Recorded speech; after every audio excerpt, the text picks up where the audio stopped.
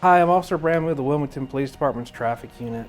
I'm an officer that wears many hats. I've been part of the agency for approximately 15 years, starting as a cadet, working patrol, and now being part of the traffic unit. I'm one of the 3 reconstructionists in the traffic unit. We have a total of 3 currently.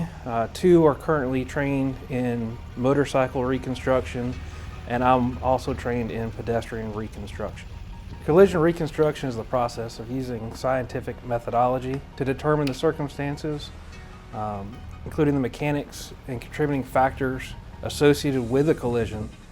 And it requires the working knowledge of many disciplines, including physics, vehicle dynamics, and mathematics, just to name a few.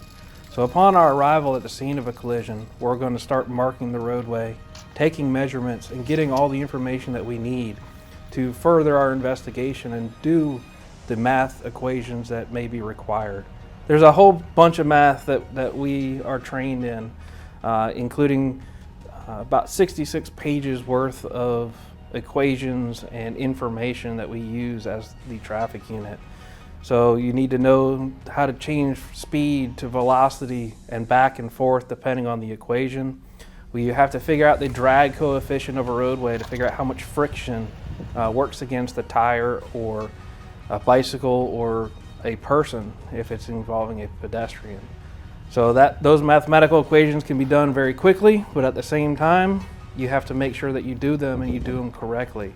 And sometimes one equation turns into 2 equations, which turns into 10. And if you have to make sure you get each and every part correct, otherwise that next equation, you're gonna get the wrong answer.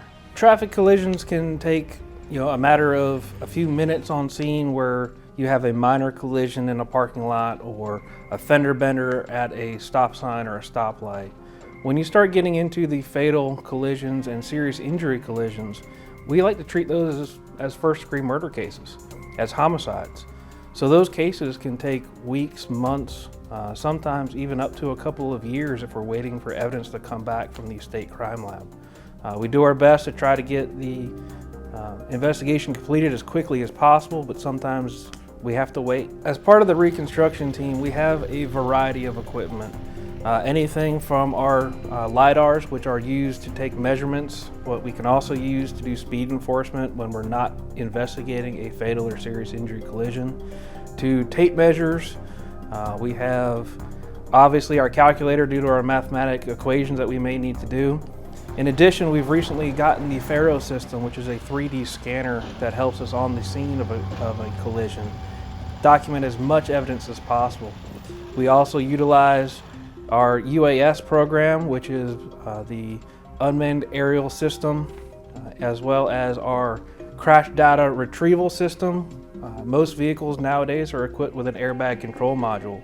If those airbags are triggered, it can tell us a multitude of things, such as speed, steering input, braking input, and several other things. And we have to get it right. If we don't get it right, we could possibly be sending somebody to jail for something that they shouldn't be. So we want to make sure we take our time, we get all the information we need, and follow up with the district attorney's office and make the best decision.